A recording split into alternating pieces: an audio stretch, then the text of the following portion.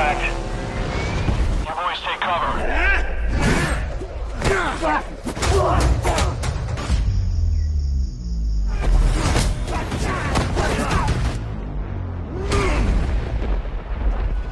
Prisoner of War. The movie begins in post-war Japan, 1950. James Wright, a former RAF pilot, walks into a traditional martial arts dojo with one purpose: finding the man who nearly destroyed him. The students bristle at his presence, especially when he keeps his shoes on inside their sacred training space. Wright demands to see General Ito, the brutal commander who once held him captive. The senior student tries to throw him out, but Wright isn't going anywhere without answers. When the students attack, he dismantles them with terrifying efficiency, using techniques that leave everyone stunned. The senior student calls off the fight, now curious about this mysterious foreigner who fights like a man possessed. Wright's story begins 8 years earlier, during the darkest days of World War II. In 1942, Wing Commander James Wright is flying missions over the Philippines when Japanese fighters shoot down his aircraft. He crashes deep in enemy territory, his co-pilot killed instantly. Wright barely catches his breath before Japanese soldiers surround him. He ambushes two with brutal precision, but there are too many. They overwhelm him and drag him away. The soldiers bring Wright to a nightmarish POW camp commanded by Lieutenant Colonel Ito, whose cruelty knows no bounds. Ito recognizes Wright's British uniform and decides this pilot deserves special attention.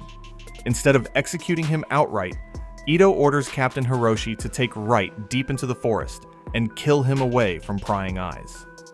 Wright has other plans.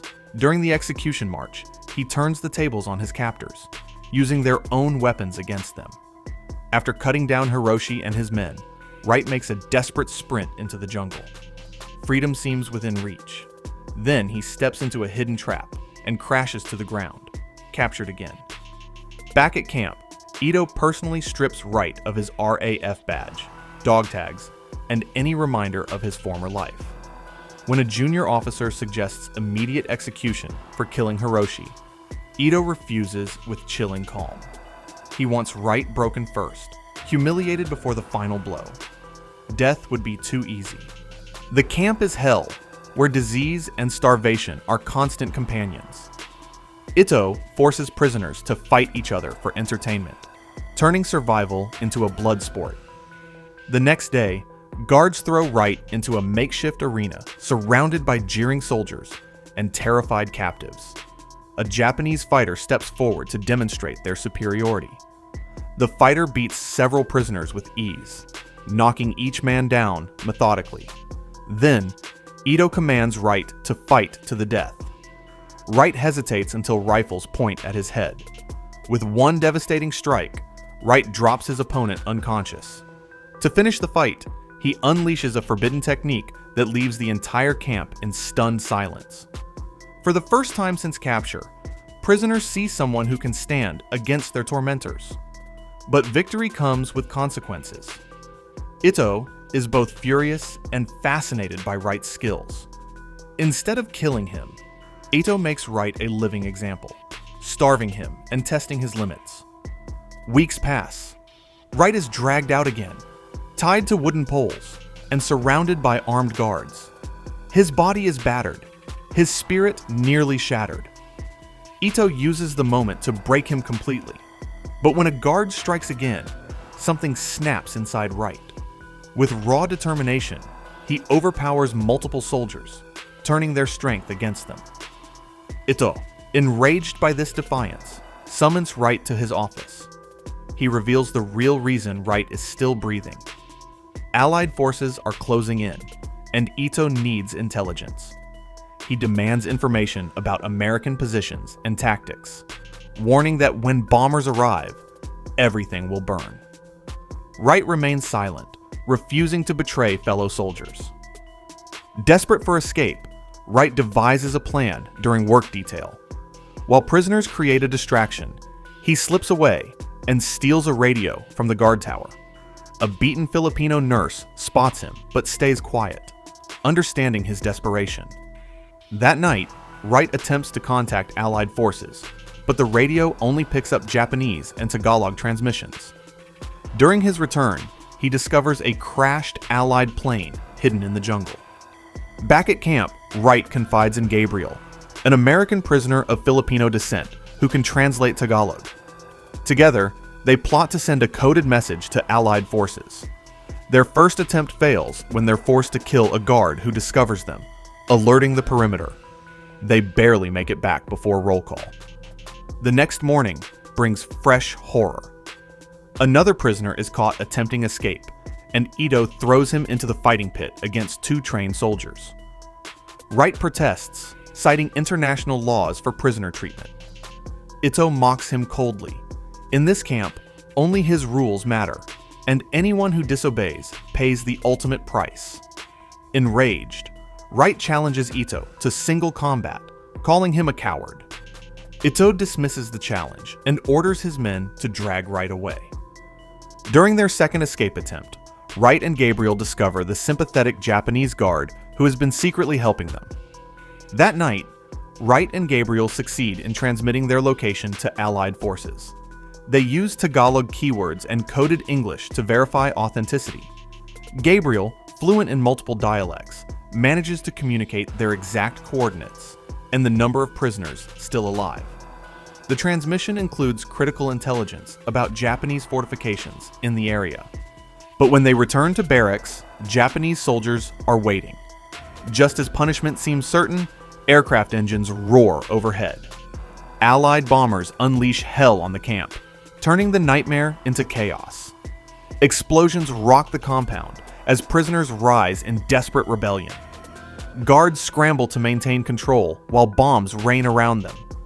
In the confusion, Wright grabs the broken radio and fights toward the guard tower with Teresa and Gabriel.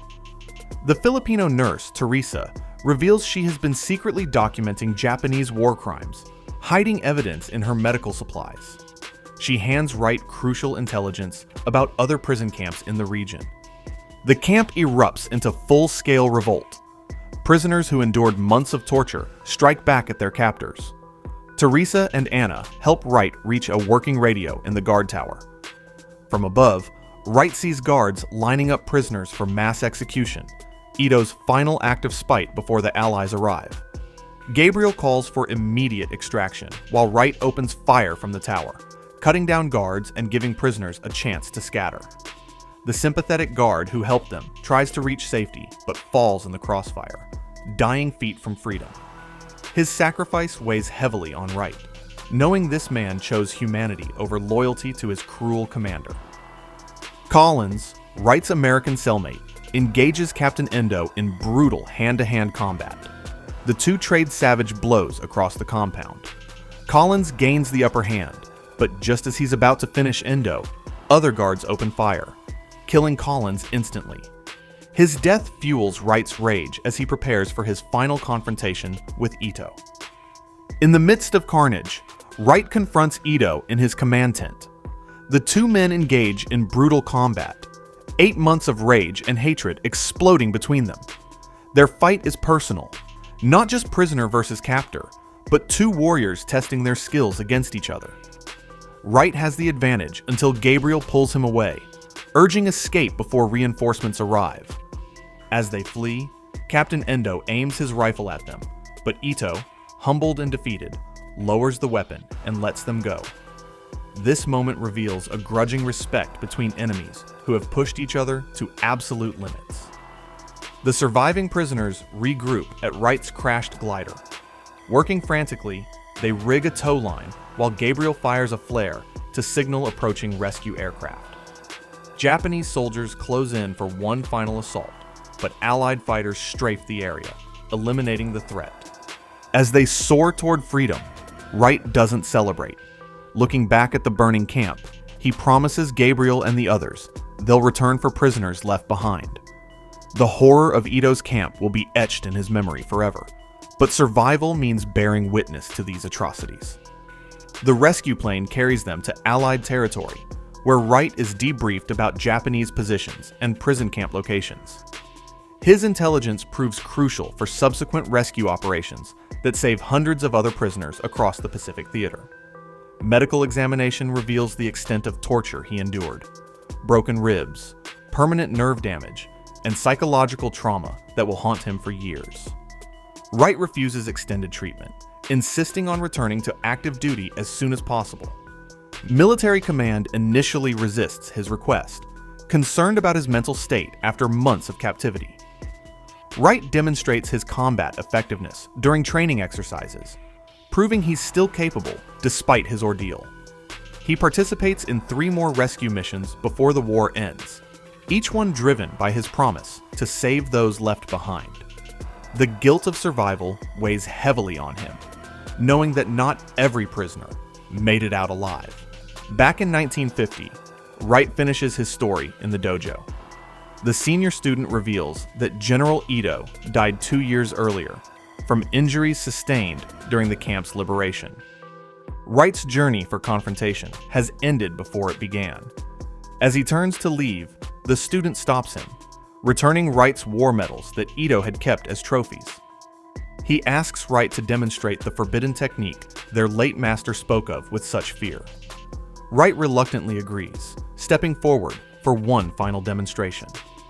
His deadly strike stops inches from the student's face. Instead of completing the technique, Wright lowers his hand and helps the young man to his feet. This gesture of martial honor shows that true strength lies in restraint. The student bows deeply, understanding that Wright could have destroyed them all, but chose mercy instead. Wright explains that the forbidden technique should remain forbidden. Some knowledge is too dangerous to pass on. Without another word, Wright walks away from the dojo, finally at peace with the ghosts of his past. He has faced his demons and chosen forgiveness over revenge, proving that surviving war means more than just staying alive. It means maintaining one's humanity, despite experiencing the worst of human nature. Thanks for watching till the end. Your support keeps us going and helps us bring more awesome stories to life. Don't forget to subscribe, like, and stay tuned for the next movie on Addict Recap.